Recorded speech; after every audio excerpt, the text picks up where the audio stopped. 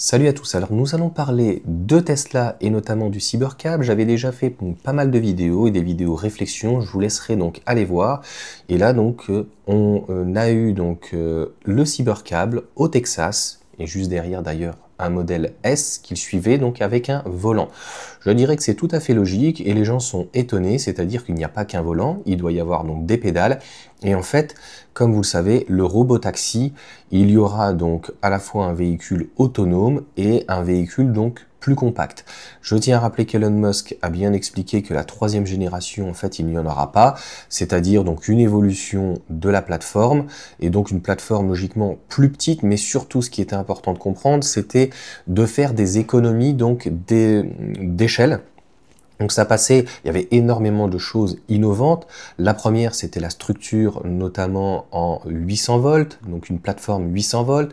C'était aussi d'avoir du V2L, pourquoi il n'y en a toujours pas, mais ça passait par un tas de développement, notamment des rotors bobinés, donc plus d'aimants permanents, et de se rapprocher d'un coût par rapport à un moteur aux alentours des 1000 $. On parle d'un coût, aujourd'hui on est entre 2 et 3000 euros, et pour le particulier on est entre 3 et 4000 euros, donc pour un moteur changé.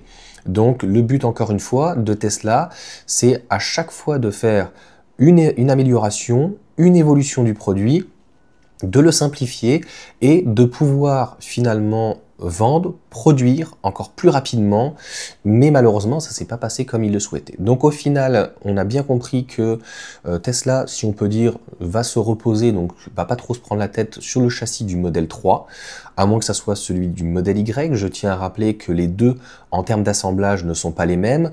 Le modèle 3 est plutôt classique, je vais pas revenir dessus. Le modèle Y, lui, donc tout se fait sur, on va dire, la plateforme. Et donc, c'est beaucoup plus simple, c'est pour ça que le modèle Y est assemblé en 1 heure et demie. Donc ça, il faudra le voir. Donc le but, c'est d'avoir un véhicule autonome, mais je tiens à rappeler que nous, en Europe, c'est ce que Tesla annonce à la presse, qu'en 2026-2027, il y aurait donc un véhicule autonome.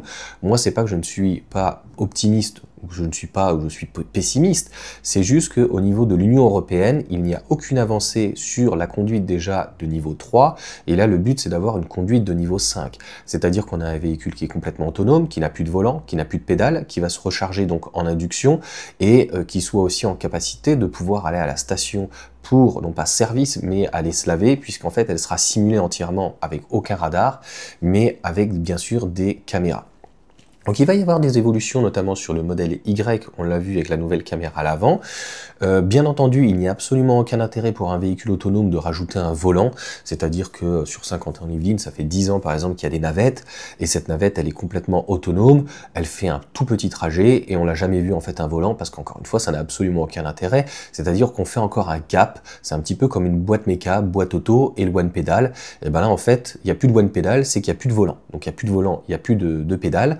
Donc concrètement, je pense que ce sont des tests pour pouvoir adapter. On se rend compte que de toute façon, le Cybercab, c'est le nouveau design, et ça je l'avais dit dans une vidéo réflexion, bien avant que le modèle Y, donc Juniper, arrive, c'est-à-dire qu'il reprend le code stylistique du Cybertruck, et un style, on va dire, un peu plus peut-être chinois, mais c'est le nouveau style donc de chez Tesla, à l'avant, à l'arrière, et il ne faut pas en douter qu'il y aura très certainement une adaptation, donc avec 2 sièges à l'arrière, avec peut-être une partie vitrée, mais pas sûre. En fait, la Tesla est en train encore une fois de faire un bond technologique.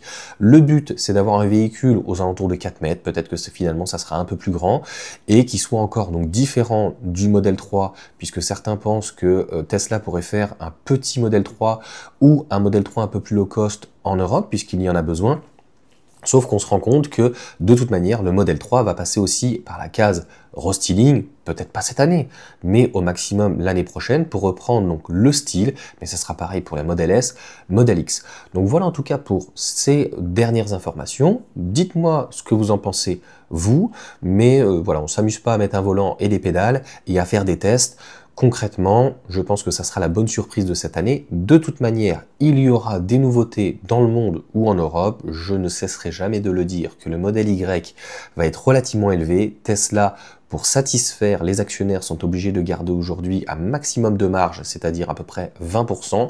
Donc si Tesla ne veut pas renier sur ses marges sur le modèle Y pour pouvoir en vendre plus, puisque aujourd'hui en Europe, la Giga Berlin ne sort que aux alentours des 200 000, 240, 260 000, encore dans toute l'Europe, l'Angleterre, et même, donc je ne sais pas s'il y a l'Angleterre avec le volant, donc à droite, pardon, mais en tout cas, il y a tout ce qui est le Moyen-Orient, etc., pour ce modèle Y, donc qui vient de Berlin.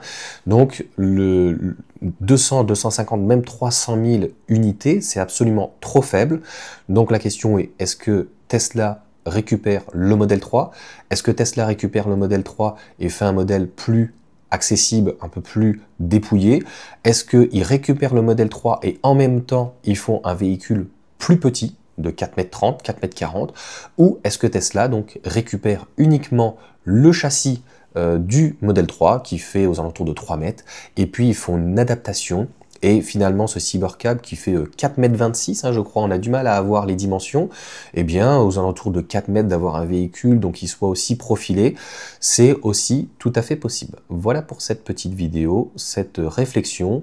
Encore une fois, vous me direz ce que vous en pensez, mais je pense que une compacte est nécessaire et ça passe donc par ce véhicule Cybercab qui permet donc de pouvoir rouler camouflé, et ça va permettre aussi à Tesla en Europe de mieux simuler et peut-être de pouvoir proposer un véhicule autonome donc de niveau 5, pas en 2026 ni en 2027, mais peut-être plutôt en 2030. Encore une fois, la législation de toute façon ne le permet pas, et aujourd'hui on voit bien entre l'Union européenne, Trump et Elon Musk, je ne suis pas sûr que Tesla aura des approbations cette année, même l'année prochaine, ne serait-ce que pour une conduite autonome de niveau 3.